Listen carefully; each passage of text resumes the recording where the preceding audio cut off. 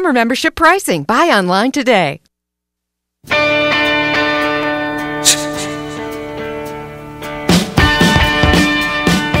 Legal in 2 states and used for medicinal purposes in 18 others. The Devil's Advocates on the Mike 92.1 and the Mike921.com. And we are back from the 420 break. Ladies and gentlemen, please like the Facebook page, The Devil's Advocates Radio. Follow us on Twitter at Devil Radio. And, of course, let us know what you have to say, 608-321-0921. Thanks again to Brett Halsey for giving us a little insight on the mining bill. Dominic, I spent most of my day watching Hillary Clinton as her last official, semi-official act as Secretary of State, just getting grilled by Republicans up on the Hill today. And she started out this morning in front of the Senate, and Wisconsin's own Senator Ron Johnson let the freshman out there, let him the local cut boy. his teeth. Let's start with a little sound of Mr. Johnson being a little disrespectful to Hillary Clinton. People could have known that within days, and they didn't know that. With all due respect, the fact is we had 4 dead Americans. Was it because of a protest, or was it because of guys out for a walk one night who decided they'd go kill some Americans?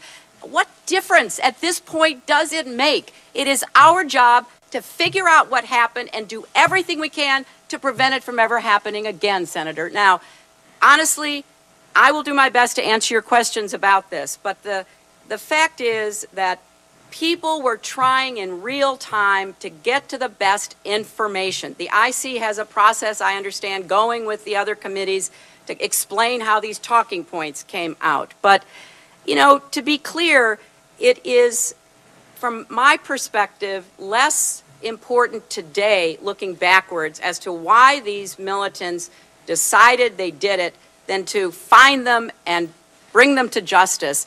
And then maybe we'll figure out what was going on in the meantime. Okay, thank you, Madam Secretary. Well, actually, Mr. Johnson did have another response. This is from the Journal Sentinel Online today. Quote, I think it matters an awful lot when an administration is not truthful to the American people. He goes on to say that, quote, they had this narrative that they had gotten bin Laden and that all was well and that al-Qaeda was on the run and that President Obama's policies in the Middle East were playing out beautifully, unquote. Do you disagree with me that a simple phone call to those evacuees to determine what happened wouldn't have ascertained immediately that there was no protest? I mean, that was a piece of information that could have been easily obtained. Well, but Senator, within hours, if not days. Senator, when you're in these positions, the last thing you want to do is interfere with any other process going on. I realize that's a good excuse. Number two, no, it's the fact. Number two, I would recommend highly you read both what the ARB said about it and the classified ARB, because even today there are questions being raised. Now, we have no doubt they were terrorists, they were militants, they attacked us, they killed our people. But what was going on and why they were doing what they were doing? No. Again, we were misled that there were supposedly protests and then something sprang out of that, an assault sprang out of that. So Ron Johnson certainly got to cut his teeth a little bit on Hillary. I mean, he had a look of glee when he was done, because I think this is about damaging Hillary as a potential Democratic candidate for the presidency. Of course you do, because you're a political beast. Do you not remember? We were on the air. Remember my reaction when this came out, Mike? It was so obviously a lie. In fact, Mr. Johnson, Senator Johnson, was not the only senator. Rand Paul also has something to say.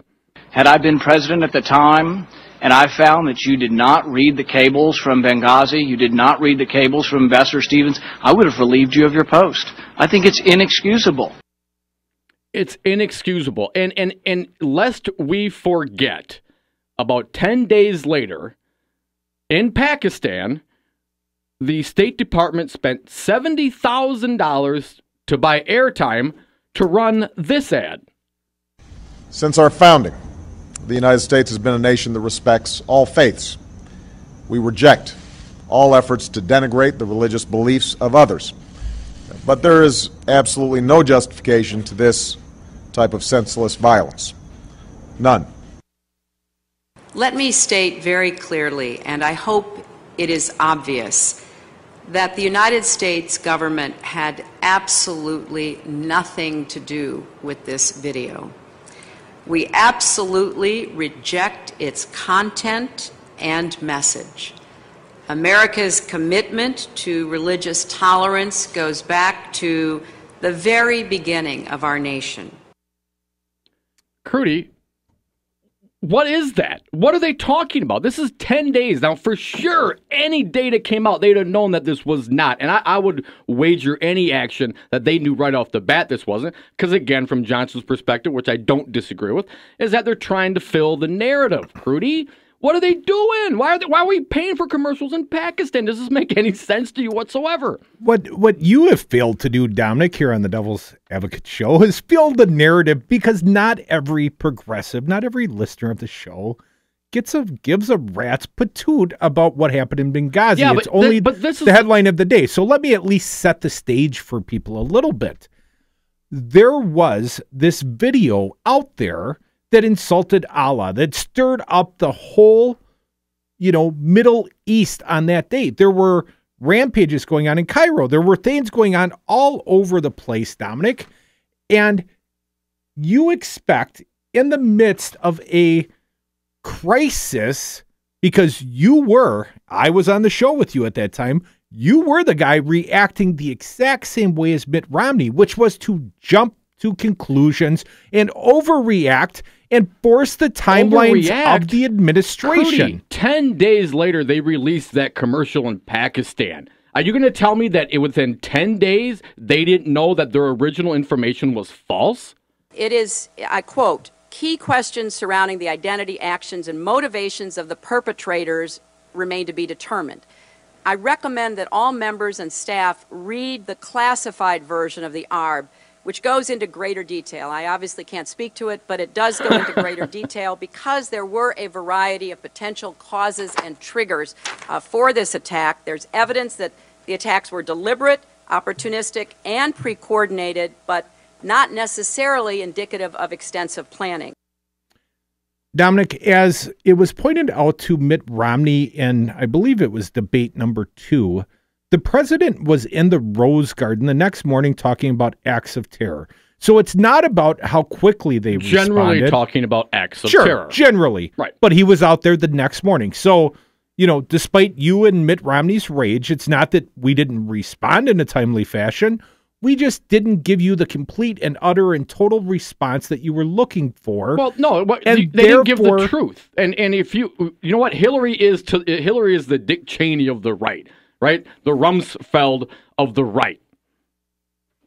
Well, because you had all sorts of problems. I'm sorry to interject here, Curtis. You had all sorts of problems when you have Bush and Cheney and these guys lying to you. But when your guy does it, then you all of a sudden it's not an issue with you. I don't understand it. All I'm looking for is consistent criticism from the progressives. Well, for a point of clarity, Dominic, I don't think that Obama lied whatsoever on this topic, and I think that you and the right and Fox and everybody that gets on Breitbart and all you folks living in that bubble all love to get ranting and raving about this topic, Dominic. And I think that the causes and the triggers of these things, as Hillary addressed today in her speech, I just think it is a crazy scene of violence. How do you differentiate the motives of each individual at that scene when the New York Times, people on the ground the very next day, is reporting that this is some sort of spontaneous thing? I believed it because the New York Times believed it, because their guy in Cairo, their guy in Tripoli, their guy in Benghazi, these people are reporting, hey, there's these actions coming up. So at the end of the day, Dom, I perceive this to be a witch hunt and an opportunity to tar and feather Hillary and to undermine her possible future candidacy as a Democratic president. You don't see this as an honest objection to a failure in the State Department, that our ambassador got killed, 3 other people died? You don't think that's a reason to discuss it? Well, I saw Rand Paul say that this was the greatest tragedy since 9/11. And I think the greatest tragedy since 9/11 was the Iraq War, followed shortly thereafter by the Afghanistan war, Dom, because we threw good lives after bad. We killed thousands and hundreds of thousands of Iraqis and Afghanistanis, and we saw hundreds of thousands of our own boys and women and men get injured and get debilitated and have PTSD. You know, these guys are not going to come back the same from these war zones, and we certainly spent tons of treasure, Dominic. So at the end of the day, this is one more day in the 24-hour news cycle that is the world we live in, Dom. And this story is no more glamorous or no bigger or worse than the 4 kids that died in Afghanistan yesterday. Anytime you have a federal government misleading the population, you have a problem. Ladies and gentlemen, we are the Devil's Advocates. We will be back after this short break.